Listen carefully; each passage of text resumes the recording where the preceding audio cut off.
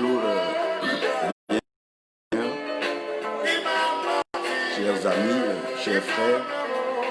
Nous bénissons le Seigneur pour ce jour que le Seigneur nous accorde encore de pouvoir partager sa parole, parler de sa part, permettre à personne de pouvoir comprendre la vérité et surtout revoir son service du Seigneur. Je crois que ce message est d'autant plus que l'amour nous donne donc cette aisance, cette capacité, cette grâce de pouvoir voir au-delà de nos propres yeux. Ça veut dire que lorsque nous aimons le Seigneur, l'amour du Seigneur se manifeste pleinement dans notre vie. Nous avons une vue différente, la vue normale, la vue ordinaire. Nous bénissons donc le Seigneur pour Ouattara Thierry, que Dieu te bénisse. Comprenez que l'amour nous permet de ne pas être partiel. Lorsque nous parlons de partialité, c'est prendre donc une position ou prendre parti, et puis à partir donc de cette position, porter un regard. Il est très facile à démontrer et à prouver de façon physique et de façon matérielle que celui qui choisit de se mettre sur le toit d'une maison et qui regarde à partir du toit de la maison, il ne peut pas voir ce qui est dans la maison, mais il verra bien à l'extérieur de la maison une vue panoramique, mais donnant sur l'extérieur.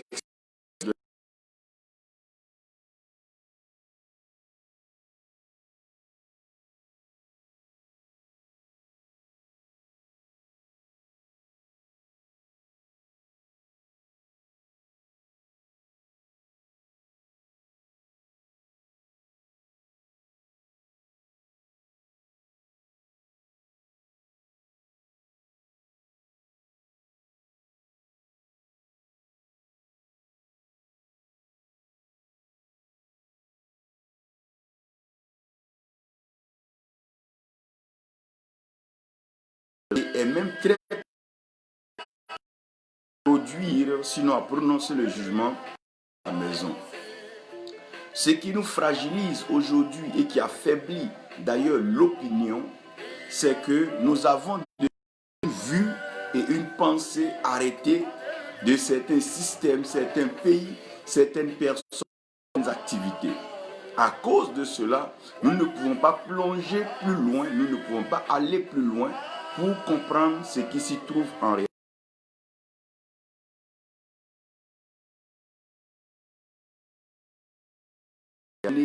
Ici, avant donc d'entrer dans le message que le Seigneur me permet de partager avec vous. Nous avons une vie,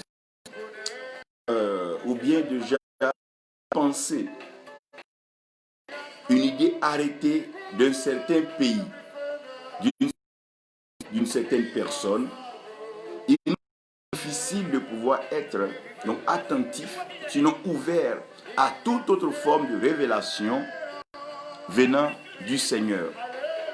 Mais aussi longtemps que nous sommes au service de Dieu, aussi longtemps que nous croyons en Dieu, nous devons donc être ouverts à tout ce que Dieu nous apporte et à tout ce qu'il nous donne comme révélation. Ce que Dieu dit, c'est ce qui est vrai.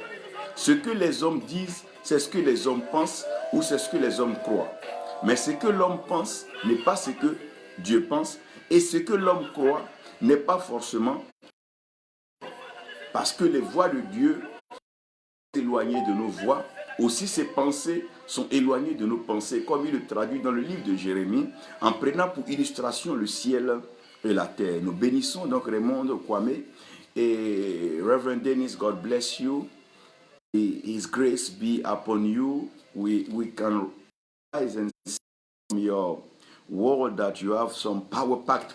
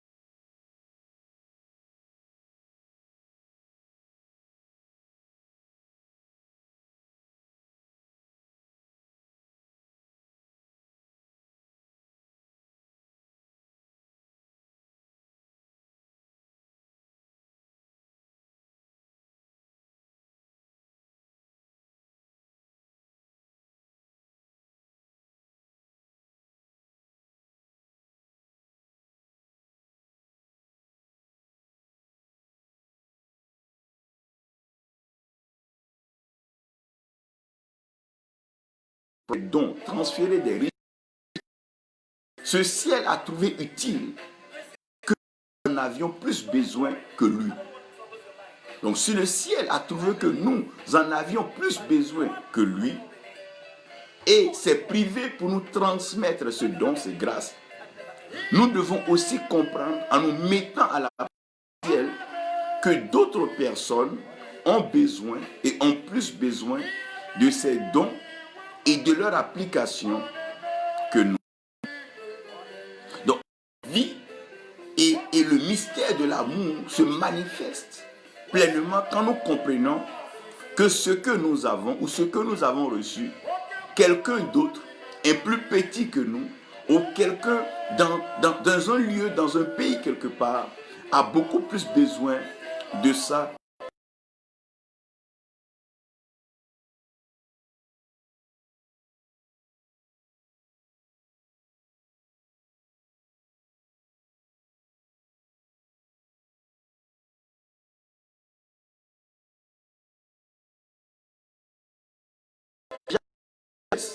C'est pas évident que de mon vivant, je puisse donc utiliser tout cela. Alors que pendant que j'ai de ces richesses, j'ai ces biens, j'ai ces voitures, j'ai ces maisons, j'ai tout ce qu'il faut comme accessoire, que je ne m'en servirai certainement pas parce que j'en ai assez. Quelqu'un quelque part en a besoin plus que moi. Donc si quelqu'un en a besoin plus que moi,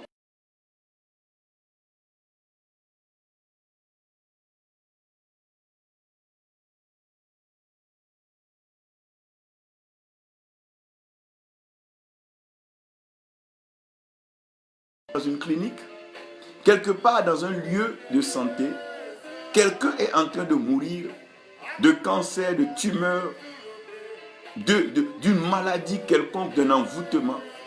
Et cette personne a plus besoin de ce don de guérison, de cette parole qui guérit plus que moi. Et notre Seigneur Jésus-Christ est clair. Il n'a pas péché et il ne pêche pas, il est Dieu. Justice et il est la droiture divine. Mais pendant qu'il est au ciel, il constate que sur la terre, vous et moi avons plus besoin de cela que lui. Lui déjà, il n'est pas condamnable, puisqu'il est Dieu, il est la parole, et nul ne peut le condamner parce qu'il est Dieu. Mais jetant un regard sur la terre, il se rend compte qu'il y a des maladies.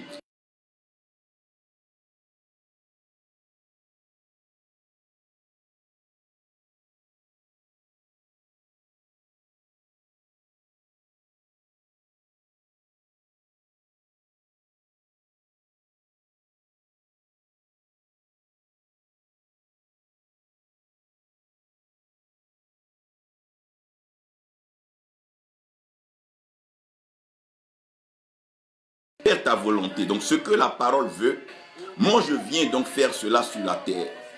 Je veux transmettre cette parole dans la vie des uns et dans la vie des autres. Inès et Sono, que Dieu bénisse.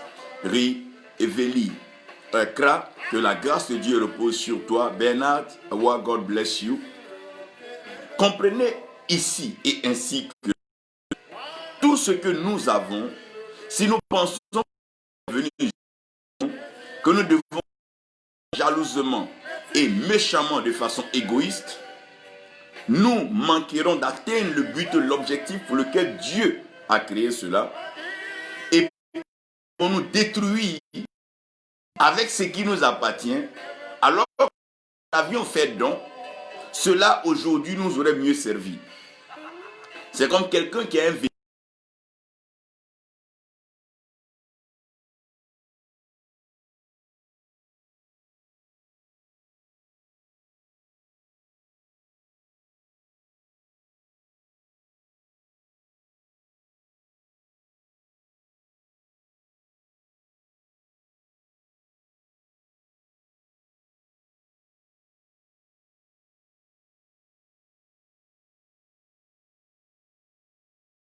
Cela, ça finit donc par nous détruire et nous tuer. Je regarde un peu le cas de quelqu'un, un érudit,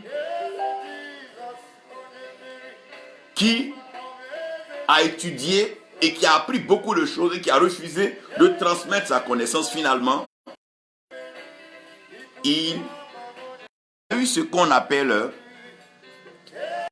son cerveau était très bourré, il a commencé à délirer parce qu'il avait accumulé et qu'il ne donnait pas. C'est ce qu'on appelle les surchargés. Vous voyez souvent vers les examens, un élève qui a trop étudié et qui n'a pas encore rendu, finit par péter un plomb. C'est un peu comme le ventre qui a tellement mangé, qui est plein en lui-même et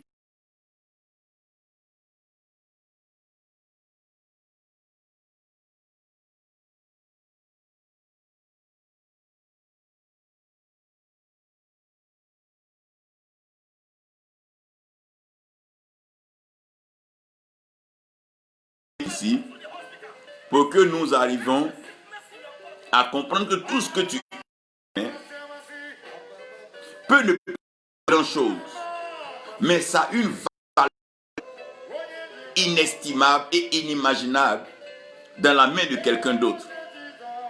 C'est comme quelqu'un qui a de l'eau en main et il ne sait pas ce qu'en faire parce qu'il est déjà en bordure d'eau. S'il pouvait voir celui qui est dans le désert de chercher une goutte d'eau, ah mais Dieu, il serait béni. Parce que celui qui cherche la goutte d'eau, même un petit gobelet d'eau, ferait l'affaire et il rendrait gloire à Dieu toute la journée, toute la semaine, toute une année, sinon toute la vie. Genèse 1.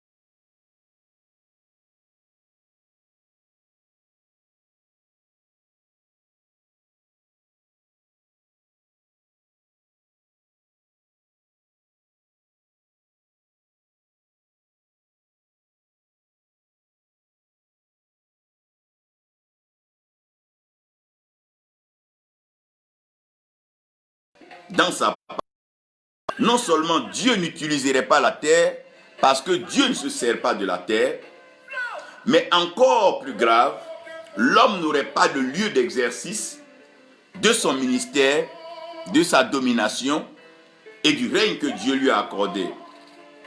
Révérend Masuke, que Dieu vous bénisse, que sa grâce repose sur vous, Père dans le Gabon, que le Seigneur accomplisse toujours des œuvres merveilleuses de par vous. On regarde là, que Dieu te bénisse. Donc, Dieu transmet ce qu'il a de précieux à l'homme qu'il a créé. Vous voyez, le souffle de vie, Dieu va prendre ce souffle-là et ce souffle dans la vie de l'homme. Et Dieu libère ce souffle-là dans la vie de l'homme. L'homme devient une âme vivante. Imaginez seul instant, Dieu n'avait pas libéré ce souffle-là à l'homme. L'homme serait encore matière inanimée. Mais depuis le jour que Dieu a donné le souffle de vie à l'homme,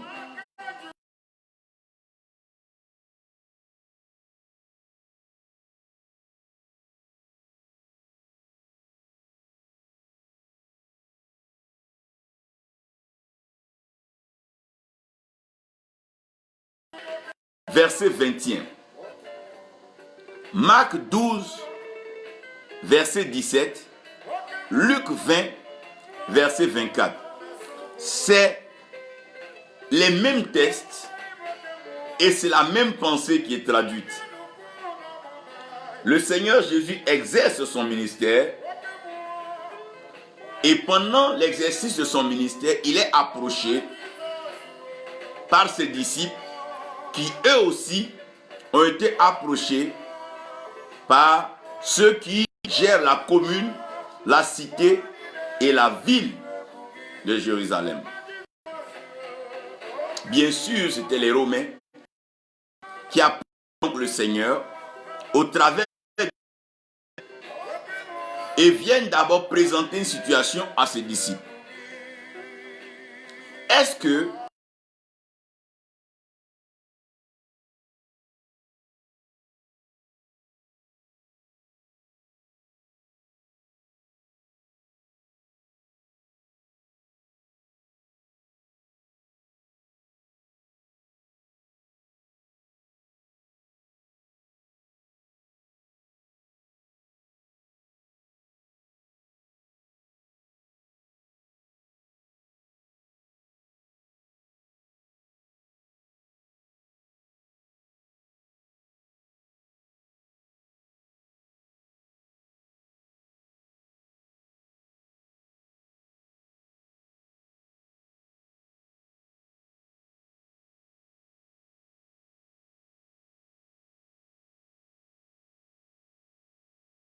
était une très bonne question, et donc les disciples vont ramener la question au Seigneur.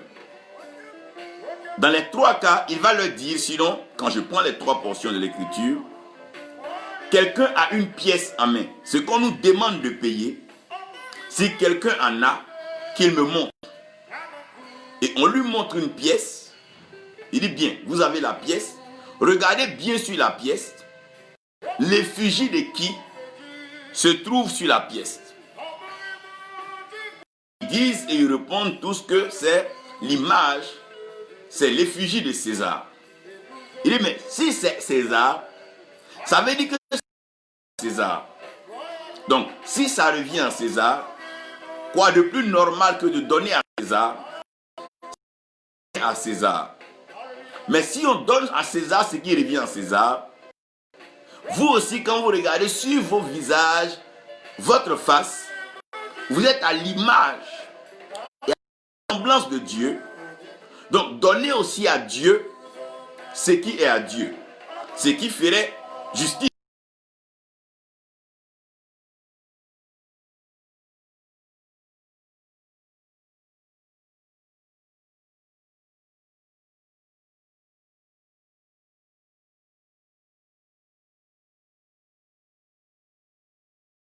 Dans la matière, dans le visible, et nous avons notre vie dans le spirituel.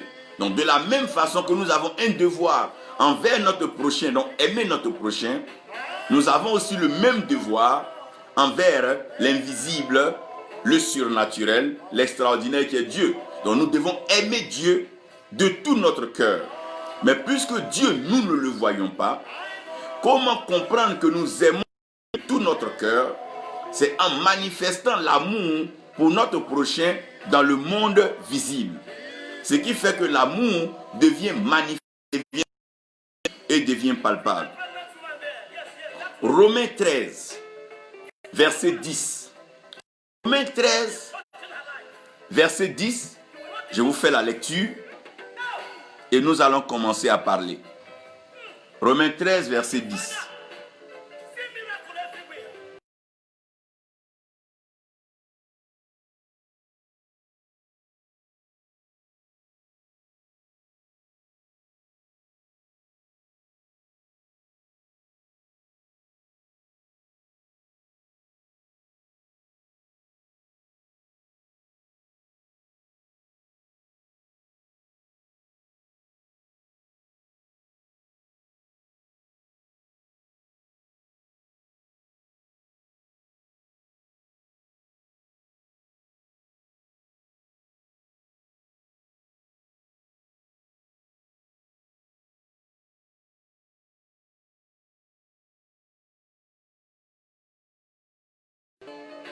L'amour est la somme. Donc, toute foi rassemblée nous ramène à l'amour. Parce que si nous concentrons notre foi, notre énergie, notre existence, notre vie à rechercher et à pratiquer l'amour, il est clair que nous allons voir pleinement la volonté de Dieu qui se traduit, qui se résume et qui se condense dans l'amour. Néhémie 8 nous donne une portion assez intéressante. Dans le livre de Néhémie, le peuple de Dieu avait besoin de force.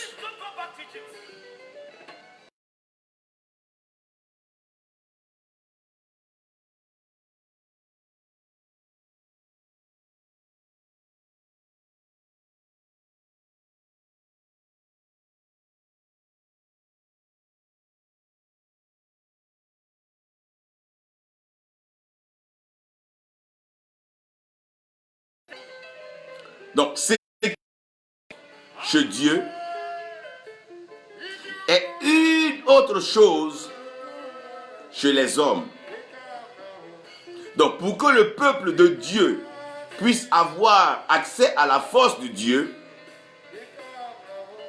le peuple doit pouvoir toucher et produire la joie de l'Éternel. Donc, la joie de l'Éternel est maintenant la force du peuple de Dieu. Donc, toutefois que l'Éternel est en joie, la joie de l'Éternel se transfère en force pour le peuple de Dieu. C'est comme un couple où l'homme réjouit son épouse, elle devient maintenant une force pour lui.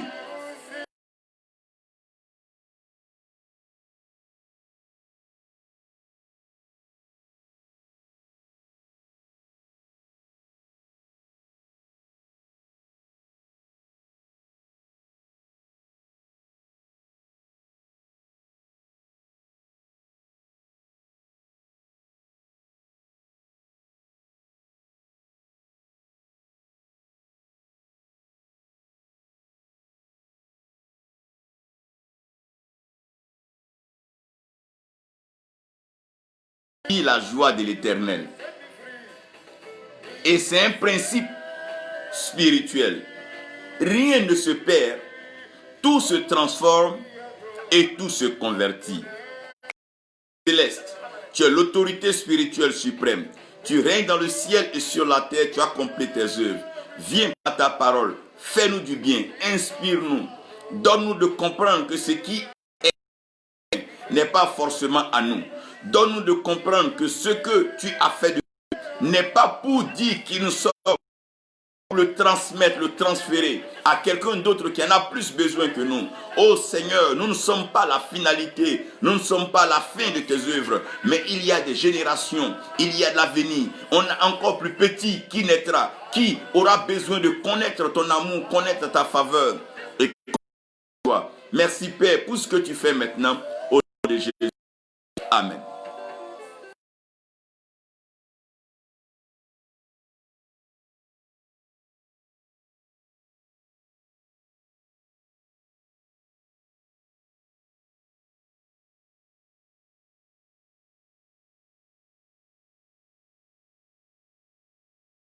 Dieu a et ce qui a motivé Dieu à créer et concevoir. Il se trouve que en l'homme, et l'homme étant en Dieu, l'homme n'était pas actif, l'homme n'était pas manifeste, l'homme n'était pas visible. Il allait falloir que Dieu puisse extérioriser sur nos sorties ce qui était en lui, qui est l'homme. Quand Dieu sort l'homme de lui, la suite est claire. Dieu va sanctifier ce jour et Dieu va se reposer. Mais Dieu va se reposer en qui?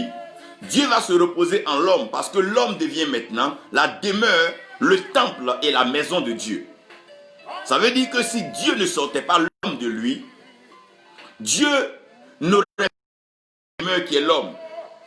Donc il y a des choses en nous, si elles ne sortent pas,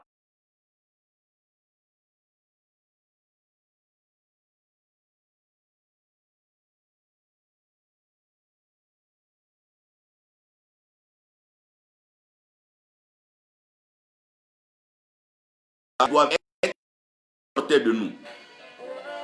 C'est comme la semence, la graine dans la main du semeur. La graine dans la main du semeur, aussi longtemps que le semeur la garde dans sa main, elle ne deviendra pas la plante, l'arbre, la forêt que le semeur espère voir. Ça veut dire qu'il y a des choses en nous qui doivent sortir un jour ou l'autre. Il y a des vérités qui doivent donc sortir un jour. Il y a des valeurs qui doivent sortir de nous pour pouvoir toucher ceux qui nous écoutent.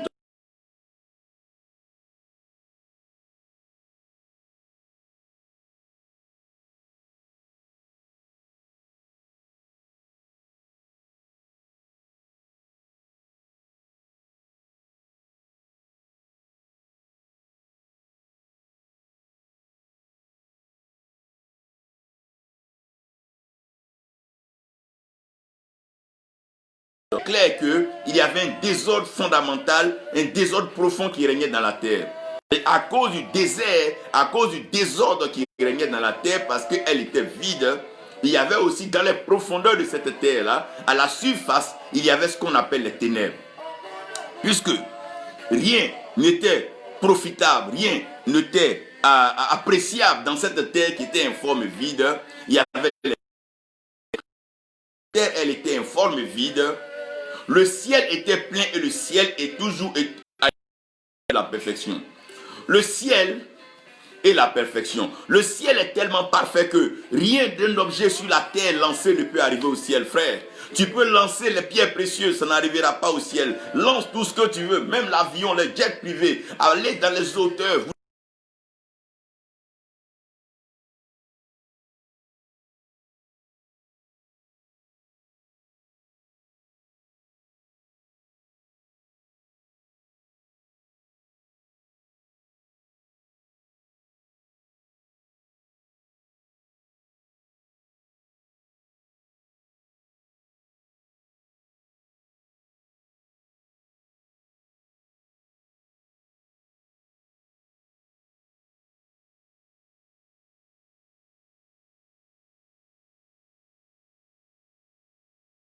De bénédiction, le ciel de la plénitude, le ciel de l'immortalité, le ciel de l'incorruptibilité. Oh ciel, qu'il est beau quand tu lèves les yeux vers les cieux. Tu sais qu'il y a du bon, il y a du beau, il y a du merveilleux. Oh, le ciel est tellement merveilleux. Le ciel n'est pas partiel. Le ciel est plein en lui-même. Le ciel est plein en bonté. Le ciel est plein en divinité. Le ciel. Ce ciel si beau, ce ciel si merveilleux, ce ciel si glorieux. C'est d'ailleurs pour ce ciel-là que nous sommes en train de laver nos vêtements, nous préparer, nous discipliner, nous maintenir pour pouvoir, oh mon Dieu, jouir de ce ciel si beau. Quelqu'un pouvait dire, la nouvelle Jérusalem, je l'aime et je veux y aller. Oui, la cité sainte, la révélation, la lumière, la de Dieu ne se fait pas expliquer ni compter. On n'a ni besoin de révélation parce que les choses sont telles qu'elles sont.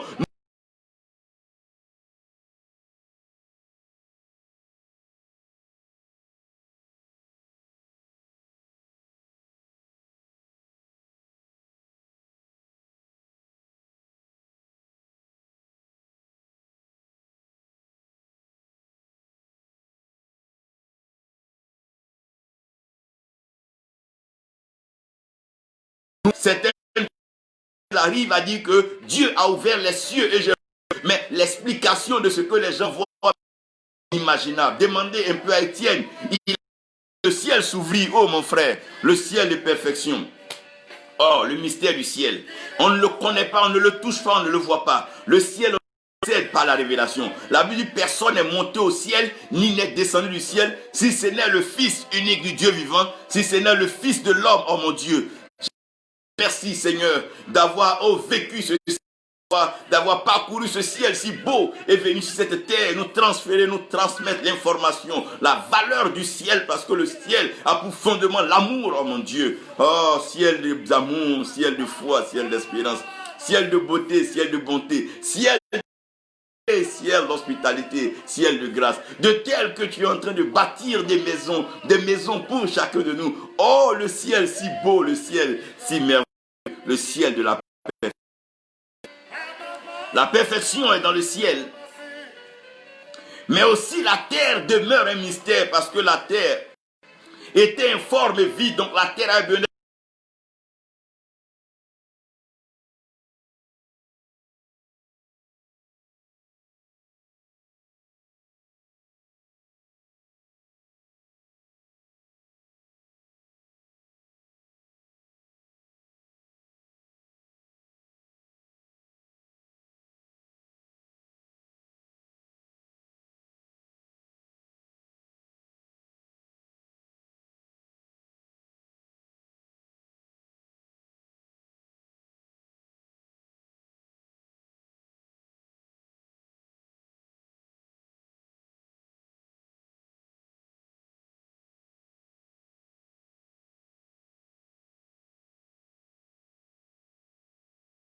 Parce que le ciel est parfait en lui-même. Le ciel est complet en lui. Ézéchiel dit, oh Dieu, tu es comme une roue dans une roue. Ça dit que quoi? Tu te complètes en toi-même. Le ciel est le lieu complet, le lieu où il n'y a pas de besoin. Le lieu où on n'a pas besoin de mendicité, le lieu où on n'a pas besoin de dons. C'est pour ça les dons que Dieu nous a donnés, c'est pour exercer sur la terre, que soit la domination, que soit tout ce que nous avons. Sur la terre, parce que le ciel est parfait en lui-même. Nous n'ajoutons rien au ciel, nous n'apportons rien au ciel, mais le ciel est déjà constitué en lui-même. Joël Koussemou, que Dieu te bénisse, prophète Karl Mathieu. Comprenez que le ciel est parfait, mais la terre est le lieu du besoin. Sur la terre, le prophète n'aura pas de besoin. L'apôtre qui est au ciel n'a pas de besoin. Abraham au ciel n'a pas de besoin. Moïse au ciel n'a pas de besoin. Abraham viendra sur la terre, il aura des besoins. La preuve, sur la terre, Abraham a eu des besoins. Moïse sur la terre a eu des besoins. Jésus-Christ, lui-même fils de Dieu, étant sur la terre, a eu des besoins. Parce que la terre est le lieu du besoin. Un homme qui est sur la terre, qui n'a pas de besoin, est un menteur ou est un illusionniste. Il se blague lui-même. La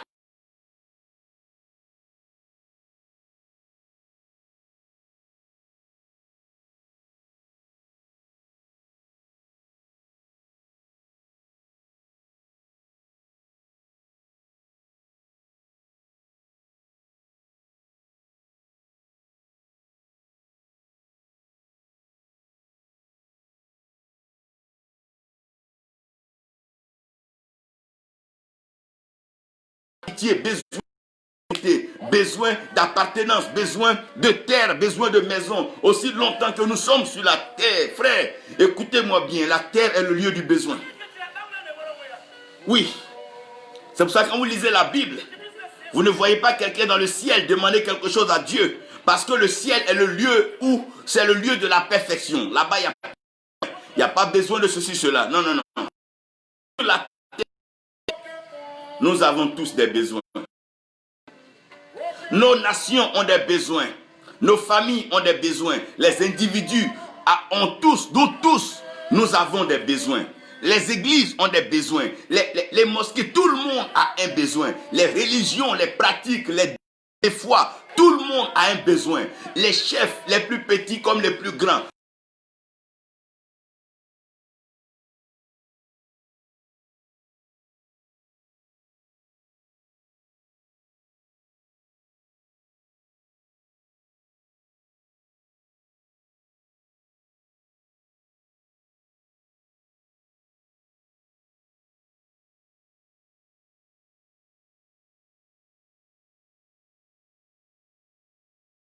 Besoin d'expression, besoin de liberté, besoin de communication, besoin de relation, besoin d'expansion, besoin de déplacement, besoin de mouvement. Tous ces besoins-là sur la terre font que les hommes sont obligés d'entrer dans des pactes souvent pas droits, pas souvent blancs, pas souvent purs, donc des pactes ténébreux, des pactes sataniques, des pactes diaboliques pour pouvoir avoir accès à la matière, pour avoir accès au trésor, à l'argent, pour avoir accès à des une certaine appréciation de la société, devenir célèbre. Les pactes se tissent, mais les pactes se dénouent. Les hommes vendent ça et là leur vie au prix de leur sang, leur âme et leur confession. Pourquoi? Parce que la terre est le lieu des besoins. Aussi longtemps que je suis la terre, regarde à Dieu parce que la terre est le lieu des besoins. Quelles que soient tes richesses, tu peux être même dans une situation où tu as besoin d'une simple guérison. Tu as juste besoin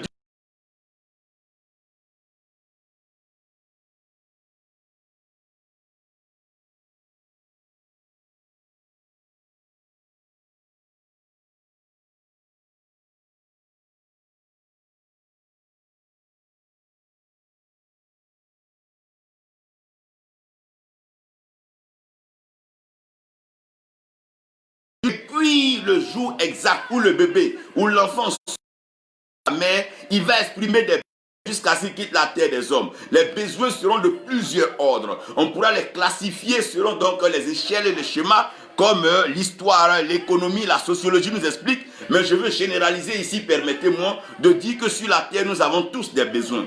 Femmes comme hommes, enfants comme grands, nous avons tous des besoins. Tout le monde Personne n'est à l'abri des besoins. Donc ne vous moquez pas de celui qui a un besoin. Ne vous moquez pas de celui qui vous demande quelque chose. Ne pensez pas que celui qui vous demande a perdu sa dignité. La terre est le lieu des besoins. Et si c'est un lieu des besoins, c'est que Dieu est le Dieu qui pourvoit aux besoins. Et pour pourvoir aux besoins, Dieu passera par quelqu'un. Dieu passera par un voisin, un ami, un parent, un frère, une relation.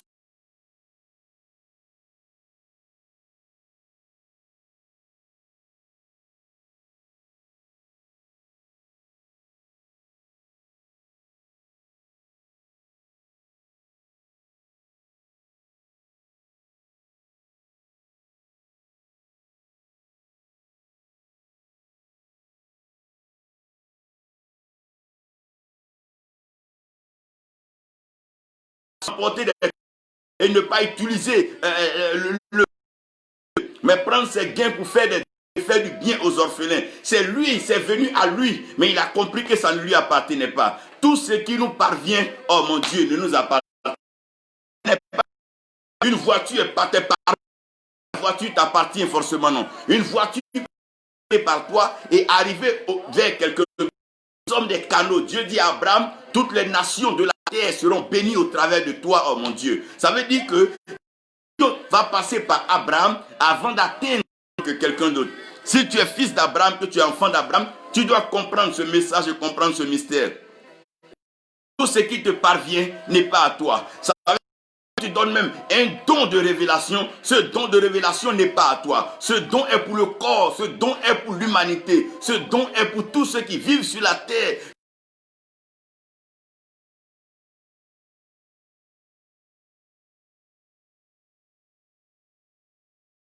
Donc, quelqu'un qui est déjà tout acquis. Les dons qui nous parviennent ne sont pas à nous. Les dons de guérison qui nous parviennent, c'est pour les malades qui sont en train de mourir. Les trésors, les richesses qui viennent à nous, c'est pour les âmes qui sont en train de se perdre quelque part. Ces capacités, ces connaissances, c'est pour ces personnes ignorantes qui manquent de connaissances et de sagesse quelque part. Tout ce que Dieu nous accorde, c'est pour les autres. Oh mon Dieu, c'est pour les autres. Ça passe par nous, mais ça ne nous appartient pas. Ça ne doit pas rester avec nous. Ça ne doit pas demeurer chez nous, frères. Je m'imagine et je me pose une question. Si certaines personnes avaient offert ce qu'elles ont pris pour se tuer, peut-être qu'elles ne seraient pas mortes aujourd'hui.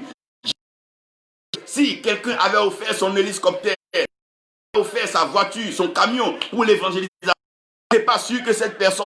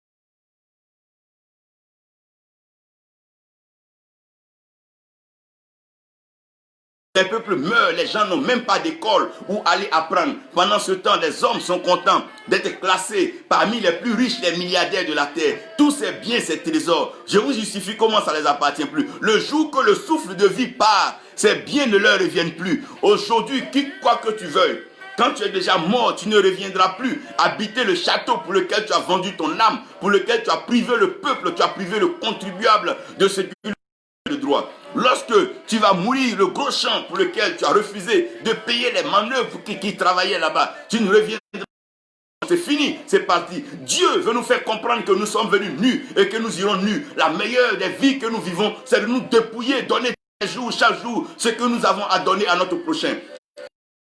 Prochain, nous avons besoin, ce dont il a besoin. Si notre prochain a besoin de fouiller dans notre garde-robe, trouver un habit pour lui, une chaussure pour lui, quelque chose pour la suite de sa route.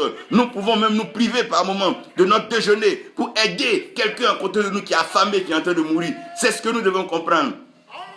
Tout ce qui transite par nous, Tout ce qui nous parvient, non, n'est pas. Non.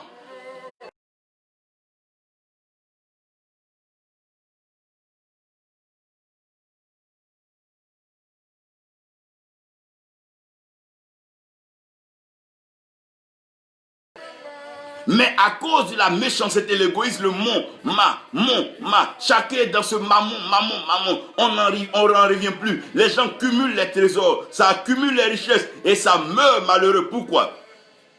Non seulement ils n'utiliseront pas, mais ils ne donneront pas à qui en a besoin. Quand le Seigneur dit, il va vers les pécheurs qui ont. C'est eux qui ont besoin de cette justification. Il ne va pas vers les saints. Il dit, il n'est pas venu pour les bien portants. Ceux-ci n'ont pas besoin de guérison. Ce qui est en toi est demandé quelque part. Ce que tu as, que tu ne veux pas utiliser, quelqu'un en a besoin quelque part. Quelqu'un en a besoin quelque part. Ne garde pas jusqu'à ce que tu meurs avec, jusqu'à ce que ça te tue. Transmets cela. Garde ce que tu dois garder, mais transmets ce que tu dois transmettre.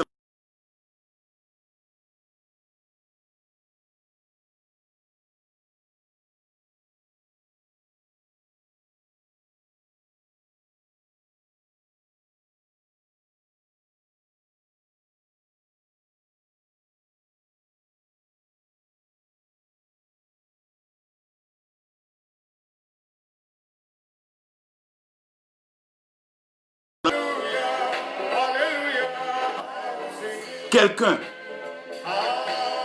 en a plus besoin que toi.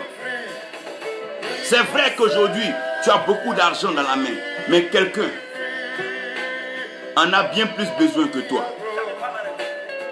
Oui, aujourd'hui, tu as toute la force, tu as tout ce qu'il faut pour un vieux qui a besoin de ton soutien pour pouvoir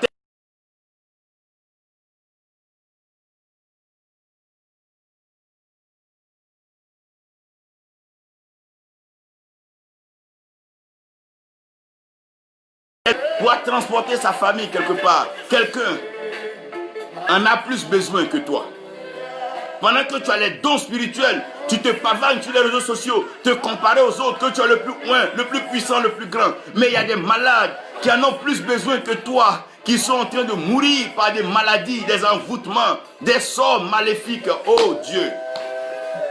Pendant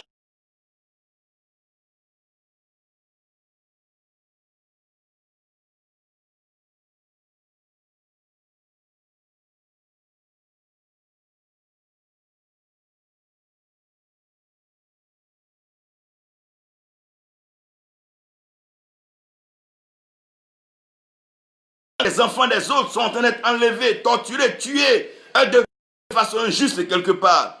Oui, tu peux aider quelque part, tu peux apporter quelque chose à l'humanité, tu peux sauver une âme, tu peux gagner une âme, tu peux apporter, oh mon Dieu, ta contribution pour le bonheur de quelqu'un.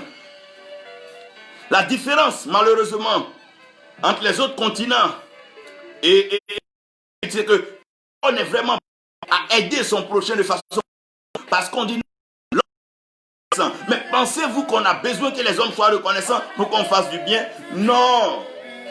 Nous devons continuer. Quelqu'un en a besoin. Ce que tu attaches, ce que tu cumules dans ton compte là, quelqu'un en a besoin pour vivre. Parce que demain, quand tu mourras, ce compte inconnu ne servira à rien. Donne à quelqu'un, donne à manger à quelqu'un. Quelqu'un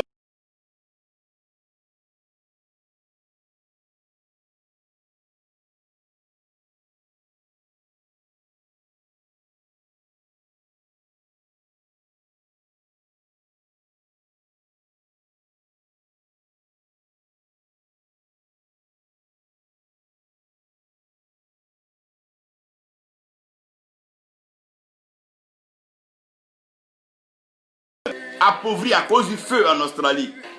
Lui joue. C'est lui qui fournit des efforts, c'est lui qui souffre. Et quand il va gagner, il donnera tout. Il ne parle même pas de son équipe, ses enfants.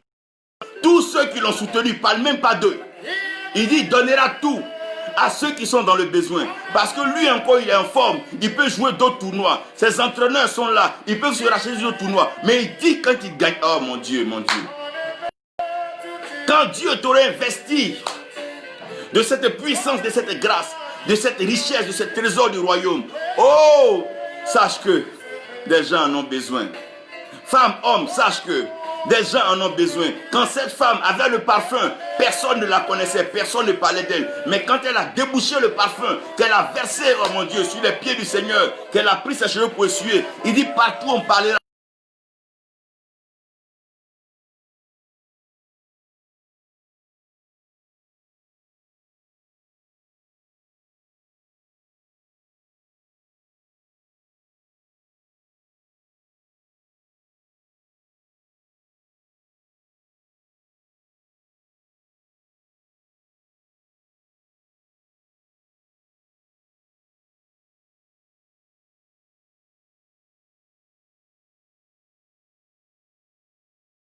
Jour au paradis. Oh Dieu,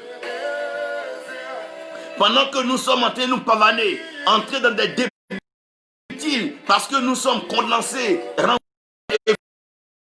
et dans les jeunes prières, il y a des jeunes gens qui viennent à peine d'entendre parler de l'évangile, qui n'ont pas encore lu les premiers passages de la Bible. Pourquoi ne pas les prendre, les porter dans notre cœur, si tel est que nous sommes des pères pour les couvrir, afin qu'eux aussi soient des serviteurs authentiques pour continuer et perpétuer l'œuvre du Seigneur. Voici les préoccupations.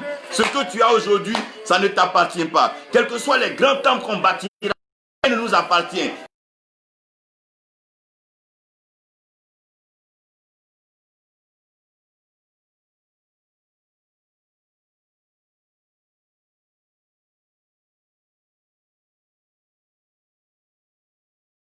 C'est notre nom, mais on se cherche cette rue aujourd'hui.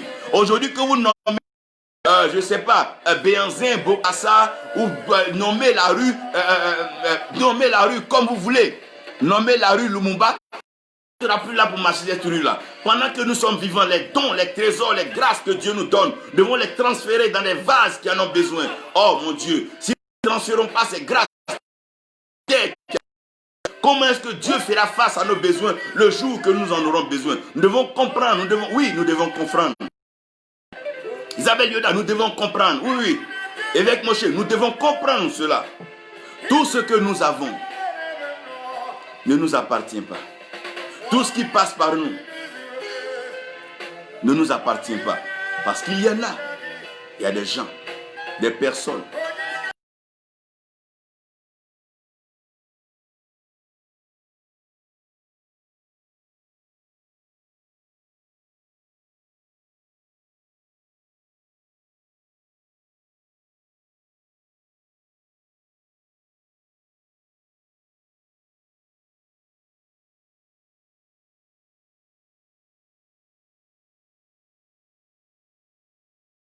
Des pays, des zones ont besoin de leur grâce. Et à force de se renforcer dans un lieu où ils ne sont pas utiles, ils entrent dans des compétitions, des comparaisons inutiles. Les dons ne se comparent pas. Tout ce que Dieu donne, c'est pour servir. Et si nous comprenons et que nous acceptons, nous avons reçu de la part de Dieu, pourquoi ne pas le donner? Sachant que le Dieu qui nous a donné nous donnera encore au-delà de cela. La vie qu'il a donnée à Jésus-Christ, il est venu sur la croix, il a donné cette vie-là, il nous a donné cette vie. Et quand il a donné cette vie-là, Dieu lui a donné une autre vie. Un nom qui est au-dessus de tous les noms. Oh mon Dieu, quand tu sais donner ce que Dieu t'a donné, Dieu te donne autre chose. Oh mon Dieu.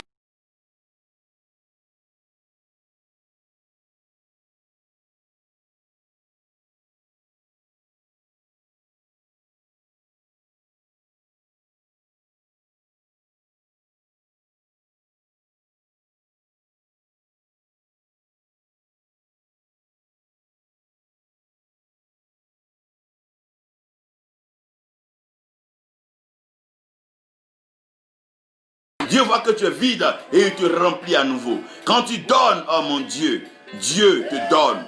Quand tu bénis, Dieu te bénit. Quand tu pardonnes, Dieu te pardonne. Quand tu soutiens, Dieu te soutient.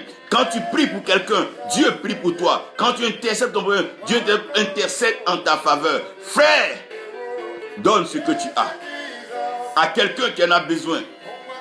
Tu verras que la joie est tellement grande. Quand tu verras ce dernier se réjouir, crier, oh Seigneur, Souvent, un petit don peut emmener quelqu'un à pleurer devant le Seigneur pour rendre gloire. Ce qui n'a pas de valeur dans tes mains aujourd'hui est d'une valeur inestimable dans la vie de quelqu'un. Toi, qui es quelque part, frère.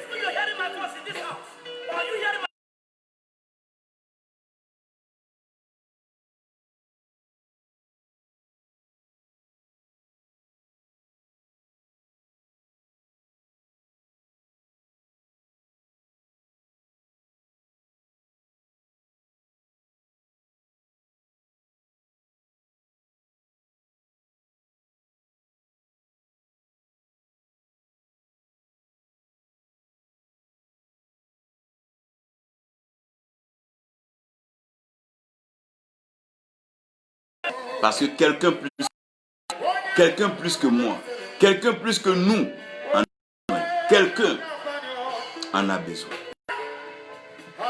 Quelqu'un